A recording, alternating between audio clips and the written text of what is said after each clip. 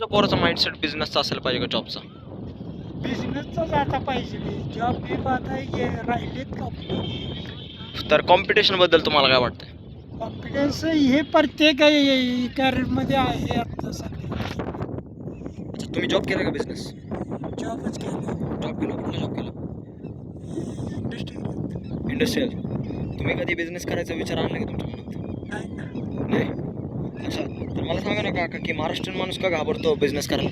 त्याच्या पाठीमागं पाठबळ नसतं किंवा मराठी लोकांना कसं असतं हा. कुठून असं सपोर्ट नसतं की पुढं काही हे झाल्यानंतर एका लॉसमध्ये गेलो तर हा. वर येण्यासाठी कोण सपोर्ट करेल वगैरे. हा हा हा. सध्या सामुदायिक कुटुंब पद्धती नष्ट झालेली आहे त्यामुळं ह्या गोष्टी कमी झालेत की कुणाचा जरी सपोर्ट मिळेल मग मी त्यातून बाहेर पडेल वगैरे त्यामुळं माणूस घाबरतो. अच्छा, मग जर एका पोरगा आहे माझ्यासारखा 20 वर्षाचा, त्याला बिझनेस करायचा असेल आणि त्याला सपोर्ट नसेल तर तुम्ही त्याला काय सांगणार? प्रयत्न करायला काय हरकत नाही आहे. हम्म. जॉब करून का होईना 4 तास केला पाहिजे असं माझं मत आहे. पण काही ना काही केलंच पाहिजे. हा केलंच पाहिजे. अच्छा, तुमचं वय काय हो काका? 60. तुम्ही एका 20 वर्षाच्या पोराला पैशाबद्दल काय ॲडवाइस देणार? पैशाबद्दल म्हणलं तर पैसा हा ह्या पिढीला चांगला मिळतो फक्त जपून वापरला पाहिजे आणि व्यवस्थित सेव्हिंग करून त्यातून आपलं कॅरियर सुधारलं पाहिजे. आम्हाला काय माहीत नसतं 20 वर्षाच्या वयात पैशाबद्दल जे तुम्हाला माहिती आहे. बरोबर. आम्हाला काय माहिती नसतं नाही का, आता माझ्याकडे पैसे आले तर मी उडवणार सगळ्या हा. गोष्टींवर. तर तोच पैसा मी कसा यूज करायला पाहिजे तुमच्या ह्याच्याने? काही कुठं इन्व्हेस्ट केला पाहिजे? कसं असतं आता प्रत्येकाचं वेगवेगळे विचार आहे की फक्त तुमचं पैसे आहेत ते व्यवस्थित ठराविक ह्याला यूज करायला पाहिजेत की बाबा त्यातून काहीतरी आपल्याला एक्स्ट्रा मिळतात या ठिकाणीच गाठले पाहिजे. हे स्कीम बीम हे सगळे कमी कष्टात काय तर मिळवेन म्हणलं तर नाही आहे या जगात आता. अच्छा, आणि माणसं कसं ओळखायचं? हा? माणसं कसं ओळखायचं? माणसं ओळखणंच अवघड आहे या जगात. हम्म, कारण सध्या कसं झालंय हम्म, करोनापासून माणूस हा स्वार्थी झालाय. हम्म, कोणी असो हम्म. माणूस हा स्वार्थी झालाय. अच्छा, तुम्ही लाईफमध्ये धोके खाल्लेत का? भरपूर. कसे धोके खाल्लेत, म्हणजे लवमध्ये खाल्लेत का कशामध्ये? नाही. बिझनेसमध्ये का? बिझनेस म्हणण्यापेक्षा जास्त धोके कशामुळे येतात? पैशामुळे येतात का कशामुळे? पैशामुळेच येतात. दोस्ती पैसा हे जास्त धोक्याचे लक्षण असतात की आपण कसा विचार करतो की बाबा पुढचा दोस्त आहे तो जरा अडचणीत आहे आपण त्याला वर काढू असा विचार करून आपण त्याला काहीतरी सपोर्ट करायचा प्रयत्न करतो. पण तो त्यातून बाहेर आल्यानंतर तो विसरतो आणि परत त्याच्या याला आपल्याला तिची जाणीव ठेवत नाही तो. जर मदत करण्याच्या पहिला आपण आपली अपेक्षा मारली तर? अपेक्षा मारली तर चांगलंच आहे ना. उलट आहे की मदत करताना तुम्ही हा विचार केला पाहिजे त्याच्याकडून मला काहीतरी मदत होईल उद्या किंवा त्याच्याकडून मला ही रक्कम रिटर्न मिळेल असा न विचार करता दिले तर मग काही चांगलंच आहे. अच्छा, म्हणजे तुम्ही खूप जणांना मदत केली वाटतं. हा. अच्छा, आणि टायमाबद्दल काय सांगायचं का तुम्हाला? टायमिंग हे पाळलंच पाहिजे कारण जे आम्ही आता सर्व्हिसमॅन आहे आम्हाला सर्व्हिसमॅन होतो आम्हाला माहिती की 7 वाजता तेव्हा 7 वाजता ड्युटीला जावंच लागायचं. कारण 5 मिनिटं लेट झालं तर अच्छा, आणि फ्रेंड सर्कल कसं असेल आपलं? सर काय चांगलंच यायच पाहिजे ते जास्त पैसे वाढलं पाहिजे ज्याला खरंच गरज आहे आपली दुसऱ्या माणसाची असेच लोक शक्यतो शोधले पाहिजे. आजकालच्या काळात मी बघितलंय खूप जण डिप्रेशनमध्ये पण जातात, 20-30 वर्षाचे पोरं. बरोबर. त्याबद्दल काय कारण असेल हो त्याचं? कारण म्हणजे हेच हे आर्थिक व्यवहार चोख ठेवायचे नाहीत किंवा त्याला पैशाची चणचण हाय नव्हता चला आत्ता आपण ही गाडी घेऊ ती गाडी घेऊ पुन्हा कुठं प्रेमभंग हेच कारण असतात. प्रेमभंग. आणि प्रेम म्हणजे काय? प्रेम असतं का काय प्रेम असतं का? खरं जोपर्यंत तुमचा किस्सा गरम आहे तोपर्यंत सगळं प्रेम असतं. खरं आहे. ज्या दिवशी पैसे गेले त्या दिवशी त्या दिवशी किस्सा खाली झाला त्या दिवशी प्रेम वगैरे आहे ह्या गोष्टी सगळ्या झिरो असतात. अच्छा, माणुसकी आहे का आत्ताच्या काळात? काय माणुसकी. करोनापासून तर मी तर म्हणतो जवळजवळ 80% संपली आहे. हम्म. मग कारण लोकांना कसं स्वार्थ फक्त माहीत आहे आणि पुढच्याकडून काय फायदा होतो का याचाच विचार चालला आहे. त्या माणसानं कसं ओळखायचं मग? ते ओळखणं प्रत्येकाच्या थोड्या थोड्या अनुभवानंच या काही गोष्टी होतात. तुम्हाला काय समजलं मग एवढ्या ह्याच्यातून, काय एवढ्या धोक्यातून तुम्हाला काय समजलं? कुठली दोस्ती करताना फक्त एकामेकाशी पैसा सोडून बाकीच्या दोस्ती करायची. अच्छा, म्हणजे पैसा सोडून बाकीची दोस्ती करायची. हा, जेव्हा पैसा मध्ये आला तेव्हा. पैसा आला की ते दोस्ती नसते, ते फक्त स्वार्थ असतो. मग त्या माणसाला सोडायचं. सोडायचं नाही आपण Separate. फक्त सेपरेट हे करायचं. सोडायचं कशाला फक्त त्यापासून आपण थोडं सेपरेट राहायचं. अच्छा, मग हे आता सगळीकडे चाललंय. 10 मधले किती जण असं करतात तो काय? अडचण अशी आहे ती. 8 जण. हा. आणि मला अजून एक गोष्ट सांगायची, ते म्हणजे की तुमच्या लाईफमध्ये सगळ्यात मोठा रिग्रेट काय? रेट म्हणलं तर रिग्रेट म्हणजे तर तुम्हाला असं वाटतं की यार मला तेव्हा करायला पाहिजे होतं पण मी नाही केलं. 20च्या वयात मला बिझनेस करायला पाहिजे होतं पण मी नाही केला. ही रिस्क मी घ्यायला पाहिजे होती पण मी नाही घेतली. ह्या पोरीला मी बोलायला पाहिजे होतं पण मी नाही बोललो. असं ते असंच आहे की कसं झालं परिस्थितीमुळं सर्व्हिसमध्ये अडकत गेलो. त्यातच आपली प्रगती म्हणत तेच योग्य करत गेलो. त्यामुळं अच्छा, लोनबद्दल काय म्हणायचं तुम्हाला? लोन घ्यायला पाहिजे का नाही? लोन अवश्य असेल तर घ्या, हम्म. अवश्य नसेल तर घेऊ नका. अच्छा, बहुतेक की वेळा त्या लोनचा खरोखर बेनिफिट होणार आहे हम्म. त्या ठिकाणी घेतलंच पाहिजे. बहुतेक वेळेस काय होतं का की आपल्याला आहे ना पैशाबद्दल नॉलेज नसतं आणि आपण लोन घेऊन ठेवतो. हा. मग माणूस त्यात अडकतो. अडक- मग अडकल्यावर कसं निघायचं?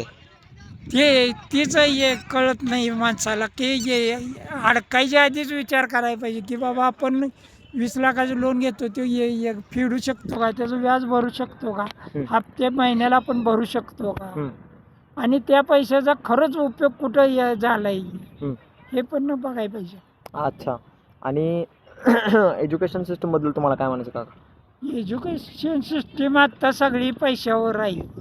सगळी जी जुनी एज्युकेशन सिस्टीम होती ती सगळी चेंज झाली. त्यामध्ये काय बदल करायला पाहिजे? त्यात आत्ताच्या परिस्थितीला कसं आहे आपलं शैक्षणिक हे नाही पूर्ण चेंज पाहिजे की आत्ता बिझनेस हाच मुलांना शिकवला पाहिजे. बिझनेस कसा करायचा, काही पैसे सेविंग कसं करतात किंवा तुम्ही पैसा कसा कमवू शकता. लहानपणापासून काय होतं माहिती आहे का, आता आपण महाराष्ट्रात राहतो म्हणलं आपल्या मनात नोकरी नोकरी नोकरीच बिंबवलं जातं आणि आपला गोलच फक्त नोकरी ठरवला जातो. तर आपला गोल आपण लहानपणापासून तेवढ्यासाठी ते बिझनेसच ही करायला पाहिजे की शिक्षणच असं द्यायला पाहिजे. बाहेरच्या देशातनी जसं देतात की 5-7 वर्ष झालं की त्या मुलाला पूर्ण सेपरेट शिक्षण दिलं जातं. की असं नाही की ते आई वडील आपल्याजवळ ठेवतात ते काही केलं तर चालतं. मग त्या मुलाला वर तसंच हे होतं, वाचत नसतं काय नसतं. कारण आता कसं आहे सामुदायिक कुटुंब पद्धती होती पूर्वी, त्यावेळी कुणाचा ना कुणाचा तरी घरात धाक असायचा. आता काही तसं राहिलं. आता काय झालंय मग? आता हे सगळी स्वतंत्र कुटुंब पद्धती झाल्यामुळं काही वडील जातो पैशाच्या पाठीमागं, आई घर सांभाळते. तिला आणलेलंच व्यवस्थित करून कसं पुढं एक दिवस काढता येईल हे काय करतात हे बघू शकतो. अच्छा, तुम्ही आत्ताच्या काळात काय नोटीस केलंय मुलांमध्ये? मुलांच्या मध्ये आताची जनरेशन गुणवत्ता चांगली आहे मुलांच्या मध्ये. फक्त प्रॉब्लेम कसा आहे, मुलं जास्त हट्टी झाली ती पहिल्यापेक्षा. मुलांना कसं आहे की पहिलं 10 रुपये सुद्धा मिळत नव्हते माणसाच्या हातात. आता मुला काय सहज 500 रुपयाची नोट अच्छा, मग त्याला पैशाची जाणीव कशी करून दिली पाहिजे ना? जाणीव म्हणजे घरच्यांनीच विचार करायला पाहिजे की बाबा त्याला लहानपणापासूनच शिकवलं पाहिजे बाबा पैसे मिळवणं लय अवघड असतं आणि ह्याला हाय याच्यात आपण थोडं थोडं हे केलं पाहिजे. बचत केली पाहिजे किंवा त्याला बाबा योग्य हे आपल्याला आता 1 लाखाचा टी व्ही घ्यायचा काय आणि 15,000चा टी व्ही ह्यात फरक सारखाच आहे ना. बरोबर आहे. दोन्ही तर एकच दिसणार ना. हम्म.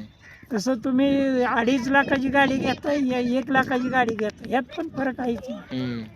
या गोष्टी तुम्ही हे करायला पाहिजे. अच्छा, तर तुम्हाला काय वाटतं की अमीर माणूस ह्याच्यात सॉरी गरीब माणूस ह्याच्यातून कधी बाहेर पडू शकेल का, अमीर बनू शकेल का? बनू शकतात ना, फक्त प्रमाण कमी आहे त्याचं एवढंच. कसं काय काय करावं लागेल त्याला? काय एक गरीब माणूस आहे त्याला अमीर बनण्यासाठी काय करावं लागेल? त्याला प्रामाणिक कष्टच करावे लागणार, त्या कष्टाच्या मागच त्याला करावं लागणार. अच्छा, तुम्ही रिअल एस्टेटमध्ये बद्दल काय सांगू शकता का? नाही सॉरी, फायनान्सबद्दल? अजिबात नाही पाहिजे. हे सगळे धंदे आहेत हे फसवे. तुम्हाला आपल्या देशामध्ये क्रिकेट नावाचा गेम चालतो, तर दुसरे का गेम चालत नाहीत? मोस्ट ऑफ द लोक जे आहेत ना ते क्रिकेटच खेळतात फक्त. गेमबद्दल काय म्हणायचं तुम्हाला? हे म्हणजे कसं झालं आता ते हे पाहिजे तिथं गेलं की पैसे मिळतात ही झाले नावापेक्षा तिथं पैसे मिळतात. पैसा एवढा काय इम्पॉर्टंट झालाय? 14-15 खेळाडू असतात त्यात आपलं नाव आलं की आपल्याला काही ना काहीतरी त्यातून मानधन मिळतं. ही झालेलं. अच्छा, पैसा एवढा काय इम्पॉर्टंट झाला माणसासाठी? कारण की माणसाने तर त्याच्या सेवेसाठी त्याच्या माणसाला तिची ही लागलेली आहे चटक थोडक्यात. कारण की तुम्ही जर बघितलं ना का कुठली बी गोष्ट माणसाने त्या सेवेसाठी बनवली, असं नाही की त्याचा गुलाम बनण्यासाठी. पैसा आजकाल आपण त्याचे गुलाम का झालोय? गुलाम झालोय म्हणजे माणसाला तसं गव्हर्नमेंटनं पण हे केलं की माणूस त्यातून बाहेर येऊ शकत नाही. का असंच बनवलंय. गव्हर्नमेंटने काय केलंय? गव्हर्नमेंटनं पहिले लोन घ्यायला 15 दिवस फायली टाकायला लागायचं बँकेत. आता नुसतं तुम्ही गेला 10,000 भरले की गाडी 1.5 लाखाची तुमच्या हातात देतात. ही सिस्टीम योग्य वाटत नाही त्यांना. कारण त्याच्याकडून त्याच्याकडून पैसे वसूल होतील नाही होतील वगैरे ते बँक किंवा फायनान्स बघतच नाही. अच्छा, मग ह्याच्यावर सोल्युशन काय? सोल्युशन नाही. कसं बाहेर निघायचं? गव्हर्नमेंटनंच ठरवायला पाहिजे काय याच्यावर निबंध घालायचे आणि काही नाही. आत्ताचे आपले तुम्ही जर सिस्टम बघितलं तर क्राईम वाढत चाललाय, रेपिस्ट असला भेटत नाही, करप्शन वाढत चाललंय, तर त्याबद्दल काय बोलायचं तुम्हाला? नाही ह्या गोष्टी आहेत, ह्या गोष्टी चालूच आहेत. त्यात काही फरक व्हायला पाहिजे पण होईल असं वाटत नाही. सगळं उलट होत चाललंय जे आपल्याला वाटतंय. पण का होत चाललंय? पॉवर कोणाकडे, गव्हर्नमेंटकडे का कॉमन माणसाकडे? कॉमन माणसाकडे आहे. पण कॉमन माणूस कसं आहे काही वेळा विसरून जातो की आपल्याला काहीतरी हक्क आहे तो आपण काय व्यवस्थित बजावला पाहिजे. तर कुठले हक्क आहेत आपल्याला? मतदानाचा हक्क आहे तो व्यवस्थित आहे हे केला पाहिजे, बजावला पाहिजे. काका तुम्हाला एक प्रश्न विचारतो. जसं की ना मी एकदा पोलीस स्टेशनमध्ये गेलतो. पोलीस स्टेशन पोलीस लोक कॉमन माणसाला कसं बोलतात आणि तिथं जर एक वकील गेला तर त्याला कसं बोलतात, ह्याच्यामध्ये डिफरन्स आहे का नाही? असं काय? कॉमन माणसाला तर आपण म्हणतो खूप पॉवर आहे देशामध्ये, मग कॉमन माणसाची पॉवर का दिसत नाही? त्याला कायदाच माहीत नसतं नाही, त्याला कायदाच माहीत नाही आहे. आणि तो सर्वसामान्य बाहेरच्या त्याच्या ह्याच्यात अडकलेला असतो. आणि जर त्याला कायदा माहीत असेल तर? कायदा वगैरे माहीत असलं तर तो घाबरत नाही. तो घाबरत नाही. कालच एका यूट्यूबवर मी पाहिलं की एका पोलिसांना अडवलं एका टेम्पोवाल्या, त्याच्याकडून 1500 रुपयाची मागणी केली. तो म्हणला कशासाठी द्यायचं म्हणला, काय माझं काय चुकले म्हणलं, सरळ हायवेनं निघालो तो ही केलंस. त्या पोलिसाला काही उत्तरच देता येईल. मग त्यानं सांगितलं तुमचा इंडिकेटर लागत नाही, तुमची कागदपत्र कुठं आहेत काय आहेत, ते कुठलंही न मागता त्यानं डायरेक्ट 1400 रुपयाची मागणी केली. मग काही समजायचं काय कोण करप्शन आहे कोणी आहे. तू बाकीचं सगळं आधी कागदपत्र ती चेक करायला पाहिजे होती. मग तो म्हणलं मी देऊ शकत नाही म्हणलं, मी शेतकरी मी काहीच देणार नाही म्हणलं, तुला काय कुठलं ही करायचं कर.